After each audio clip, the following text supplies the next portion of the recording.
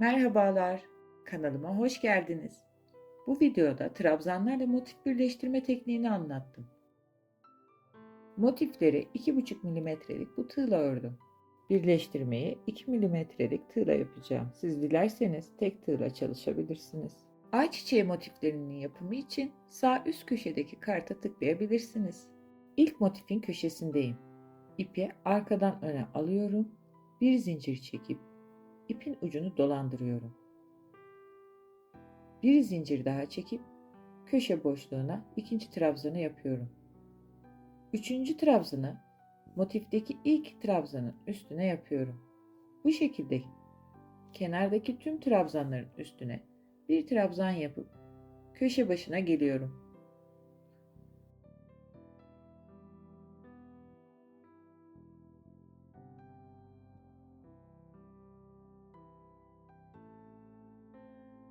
Köşe başında boşluğa iki trabzan yapıp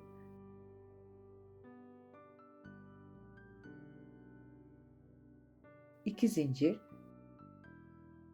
ve iki trabzan daha yapıp sonra yine motifteki her trabzanın üstüne birer trabzan yaparak motifin tamamını trabzanlarla örüyorum. Son köşedeyim. Yani başladığımız yerde. Köşeye iki trabzan yaptım. İki zincir çektim ve başlangıçtaki ikili zincirin üstüne ilmek almadan batıp kilitliyorum. Bir zincir çekip ipi kesiyorum. Artık ipi temizliyorum.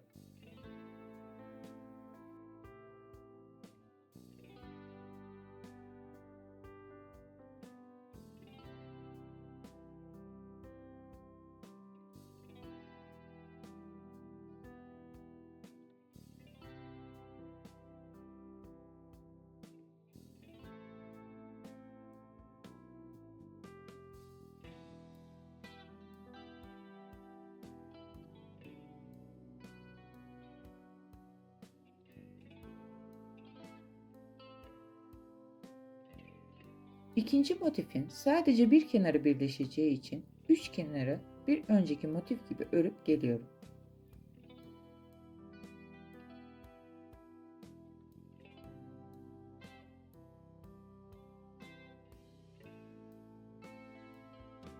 Köşeye iki trabzan yapıp bir zincir çekiyorum. Birinci motifin köşe zincirlerini arka yüzden sık iğne ile kilitliyorum. Bir zincir çekip ikinci motifin köşe boşluğuna bir trabzan yapıyorum.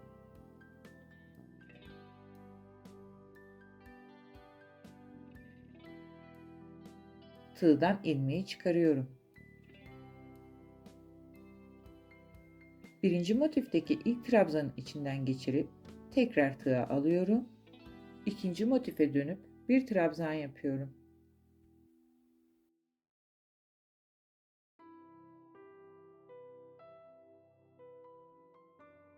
Tekrar ilmeği çıkarıp birinci motifteki ikinci trabzanın içinden geçip tığa geri alıyorum.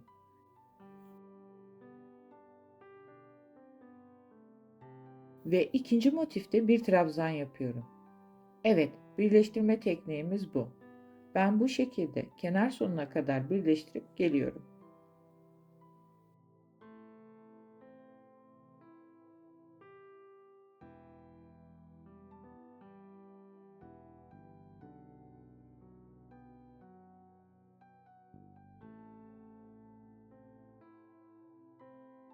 Köşedeki iki trabzanı yapıyorum.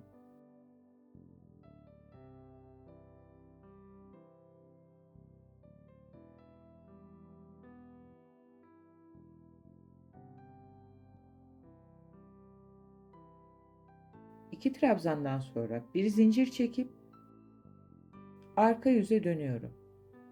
Birinci motifteki köşe zincirinin ortasına sık iğne ile batıyorum. Bir zincir çekip ön yüze dönüyorum. İkinci motifteki köşedeki ilk trabzana ilmek kaydırma ile kilitleyip bir zincir çekiyorum. İpimi kesip temizliyorum. Üçüncü motif sadece bir kenarından birleşeceği için üç kenarını trabzanlarla örüp geliyorum. Köşe boşluğuna 2 trabzanımı yaptım. Bir zincir çektim. Birinci motifin köşesine alttan sık iğne ile batıyorum. Bir zincir çekip ön yüze ve üçüncü motifime dönüyorum. Bir trabzan yapıp karşı motifin ilk trabzanının içinden ilmeği geçirip tekrar bir trabzan. Yani tekrar motif birleştirme tekniğini yapıyorum. Sıra sonuna kadar aynı işleme devam. 3 motifin de birleştiği köşedeyim. Bir zincir çekip tam gösterdiğim yere, yani 2 motifin birleşme yerine arka yüzden batıp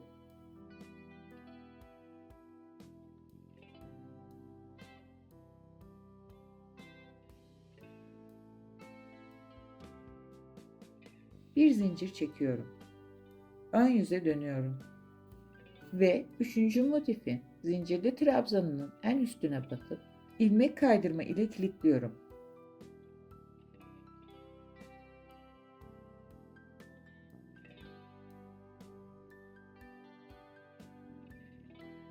Bir zincir çekip ipimi kesip temizliyorum.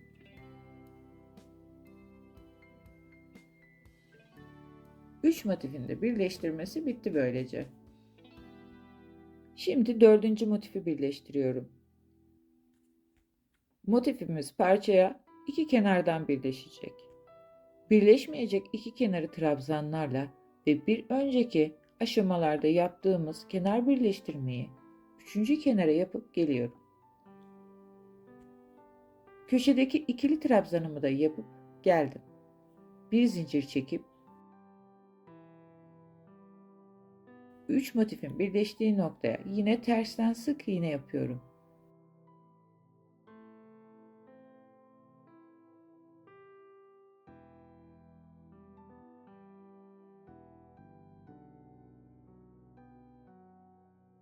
Bir zincir çekip ön yüze dönüyorum.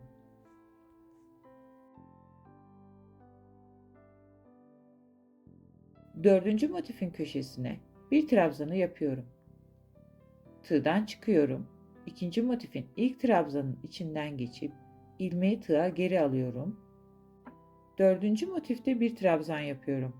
Bu şekilde kenar sonuna geliyorum. Köşedeki iki trabzanı yaptım.